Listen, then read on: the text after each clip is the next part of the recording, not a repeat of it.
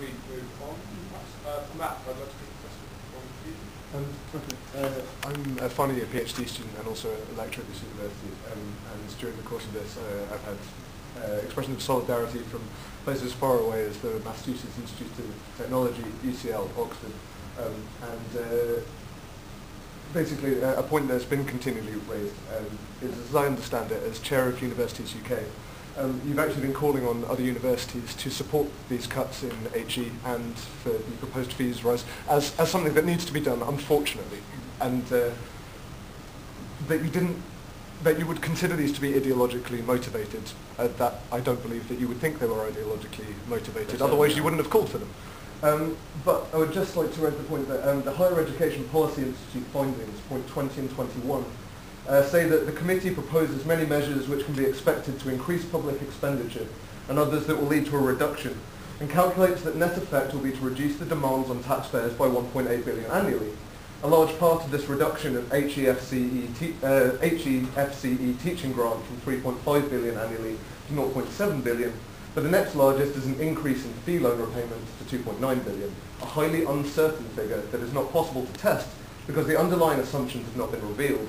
So we must take the claim that the proposals will reduce the taxpayers' contribution by 1.8 billion annually as at best unproven and at worst unlikely.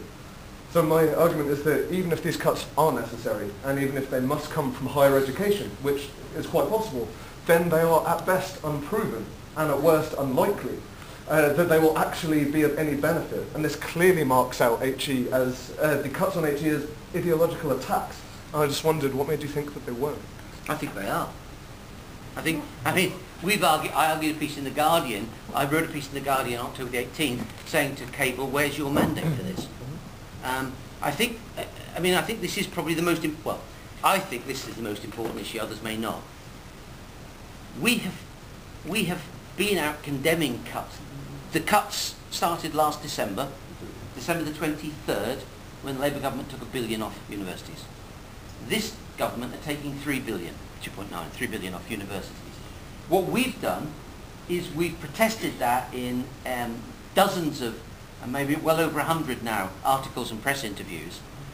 And what's happened is the government has made the decision to cut the higher education budget by roughly 3 billion.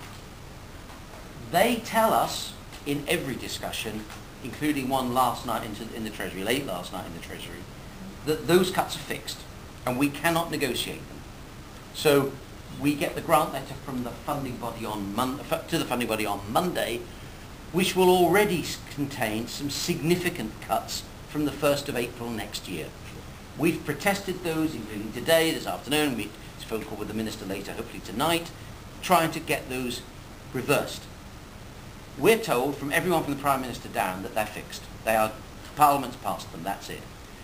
And the only alternative, the only issue is, where do they fall in the higher education budget? What you've put your finger on is a really important but unbelievably complex, and frankly, I'm not an accountant, but it's an accounting point. But just so we just to try and put it in the most straightforward terms as I understand it, the government gives money out in two main forms, cash and near cash. The money that goes to students for grants is at currently 1.6 billion a year, will be 2.2. The money that goes to universities to teach is currently 3.9, it will be 0.9, right? Together they constitute the cash budget for universities. Then, and what those paragraphs are on, is something called the RAB charge, which is the long-term cost of the fee loan and the maintenance loan, which is not cash, it's added to the national debt at the end of the period of the loan. Now, these are accounting practices. You're quite right. Actually, it's worse. Borrowing to support loans and maintenance grants, maintenance loans and fee loans, goes from 4.1 billion this year to 10.7 billion in 14-15. 6 billion more.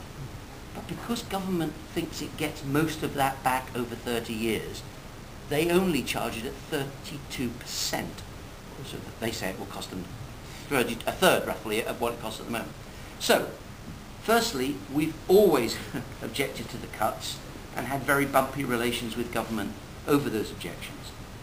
Secondly, when we knew what the cuts were to universities, our job was to try and make sure that we didn't do one of two things: cut back student numbers enormously, and that was Plan B. Plan B was, if the cuts didn't go through, the only thing you can do is cut the number of places at university. And that's what they would have done. And that would have actually, in our judgment, and again, we can argue this, it, I think, was worse for social mobility, because the people who they'd cut the places for weren't people coming to Exeter. They'd have been people with lower quality entrance, not necessarily with A-levels, and that would have been people who were going to the newer universities. So, where I completely agree with you is I think these are ideological cuts. This is a government that wants to create the big society, which is really called the small state. You see it in everything. Sorry, come back. Sorry, no, thank you. So if you agree that they are ideological, but we must do the best with the situation that we're left with, and you guys have fought it as hard as you can, surely then your role as head of the Universities UK and as Vice-Chancellor of Exeter is to support actions like this as much as possible, because that's the only way that you can change, because the official channels haven't been able to do it. They've recognised all the problems and they haven't been able to carry this through. Fair point. Let me give you the genuine personal answer rather than the spin. It depends what you think your moral job is. What's the morality that should guide what you do? There are Vice-Chancellors who have been attacking the government for cuts, as we have. Most of them haven't said anything. I mean, if you do notice one important thing, there's 133 Vice-Chancellors in Britain. Not a lot of them have been contributing to the debate, one way or the other. My job, to be clear, I'm paid a lot of money by the University of Exeter to strengthen the University of Exeter. I'm not paid to be President of Universities UK, but my job as President of Universities UK is to implement the policy that the Board of University UK decides, and it's decided unanimously what the policy was, which was, just to be unpopular, in the face of these cuts, our job was to find some source of replacement money, because in the long term, the UK's HE system would just slip and slip and slip. So, I'm not going to pretend to you there's a neat answer that we're all going to agree, but I defined my job as trying to make sure that the best deal occurred for UK HE and as VC of Exeter for the University of Exeter. So that was the thinking. Could I just come back to that Yeah. on that? Your job, as you said, and what you get paid for, is to defend the interests of Exeter. And clearly, as you said yourself, your plans are the privatisation of Exeter as a university, as an institution. So do you not think that that alignment may well have had an impact on your effectiveness to tackle the cuts in the first place? Okay, that's a good question, and it's a complicated answer. I think it's clearly the case that once I realised the cuts were real, or once I thought they were real, and I did think they were real, I mean, do you mind me just giving you one fact? This is, to me, the key thing. Since 1935, public spending in Britain has never fallen more than 1 year in a row, except on one occasion. Now it's going to fall 4 and possibly 7 years in a row. So it's part of a massive, I mean, at the moment, £1 in every 4 we get from the government is borrowed. And that's what they're eliminating. So these are big seismic changes. The minute I became convinced the cuts were real, my concern is, as a taxpayer, I think higher education should be funded out of tax. I've got no problem with that. I think that's right. But once you are convinced that they're going to take the money out, then you think, it's not that I want marketisation. In fact, Universities UK's submission to Lord Brown's review didn't talk about an unlimited cap, didn't talk about high fees. It talked about making sure that the number one thing that happened was that social mobility was protected, and the second thing was that institutions were able to recoup any losses that government imposed on them. So our number one determinant was social mobility.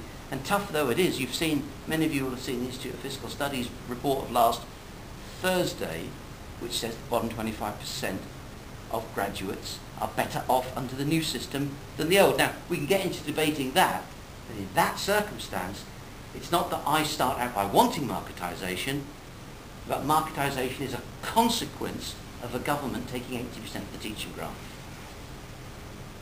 Okay, we've got a question regarding graphics.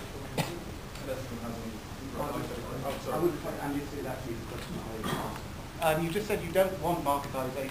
Why in the Independent on the 2nd of September this year did you say, and I quote, "I would like to see more of a market develop out of this"? Yes, I would. I want more of a market because I think students should, for one thing, be able to choose which university they go to.